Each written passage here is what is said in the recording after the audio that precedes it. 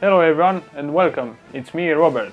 Today I'm going to discuss about a very special item that I just added in my collection. I'm going to discuss about the Zelinsky Kumant gas mask. This is a bit unusual considering that I collect mostly Cold War items and even from the modern era, but I've seen this online for a very good price and I couldn't miss it. I did that because I consider it a very historically valuable item. It's in fact a 105 years old gas mask.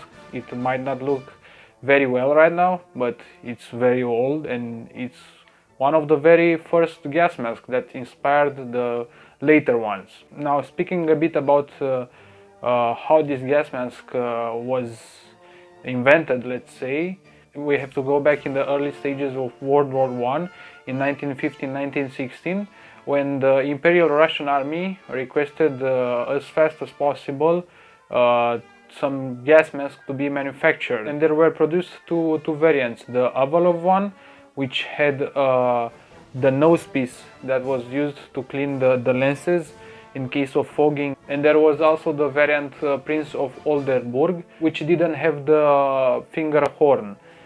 They were quite similar, and what is interesting about mine is that it is the Avalov version, considering it has the finger horn. Talking about the filter a little bit, because it's an interesting part of this entire kit, is that first of all, it didn't have a carrier.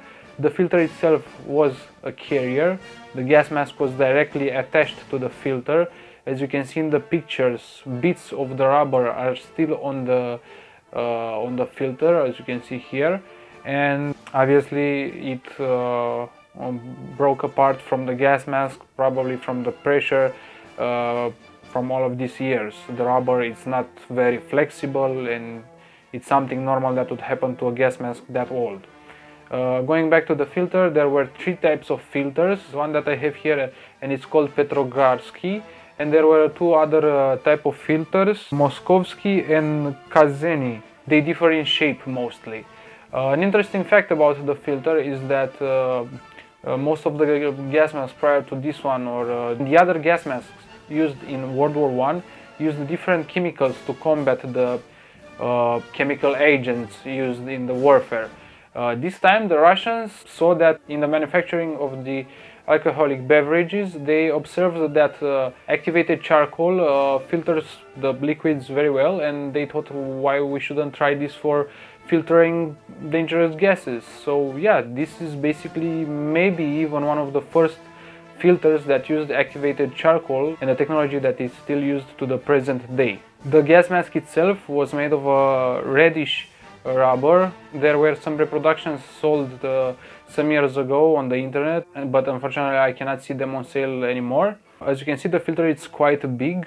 The gas mask would be stored in this little cap that will come over the filter and would be carried as one piece. And as you can see, it has a huge label on it. Thanks to my Russian friend Alexei, I have a translation for the text. It's just basic instructions. You can see it on the screen right now.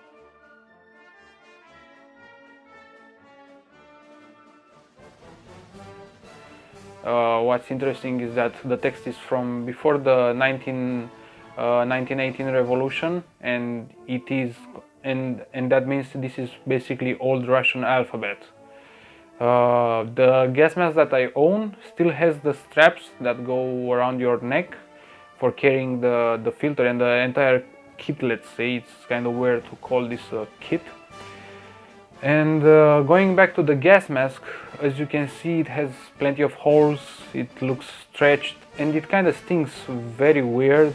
I gotta say, it smells a bit sweet, but nothing more than that. This is a gas mask that will be part of my collection, but will not be displayed like the rest of the items that I own, because, as I said, it's quite old, it's a very rare piece, not everybody owns something like this. I don't want to brag about it or something.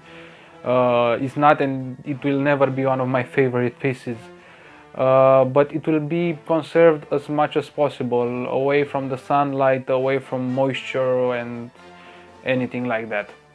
A little bit about the evolution of the Zelinsky Kumant gas mask is that As far as I know, again from my friend Alexei, that these gas masks were used in the Soviet Union until late 20s. They were issued in the early 20s to the civilian defense, and they've got some upgrades for them, like using them for some primitive rebreathers, and they were modified with American style exhale valve boxes, as you can see in the following pictures. One last thing that I want to mention about the Zelinsky Kumant gas mask is that it was exported to the Romanian army, which back then was allied with the Russian Empire.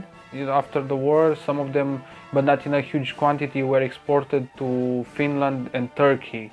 There is a very high chance that this gas mask was issued to the Romanian army, and because everything was happening during the war, maybe they didn't translate the information, and maybe it served here or it was a later export or something like that. But it's still a great finding for a great price. In my opinion, the most important value of it is the historical value. Thank you guys for watching, and see you. Bye.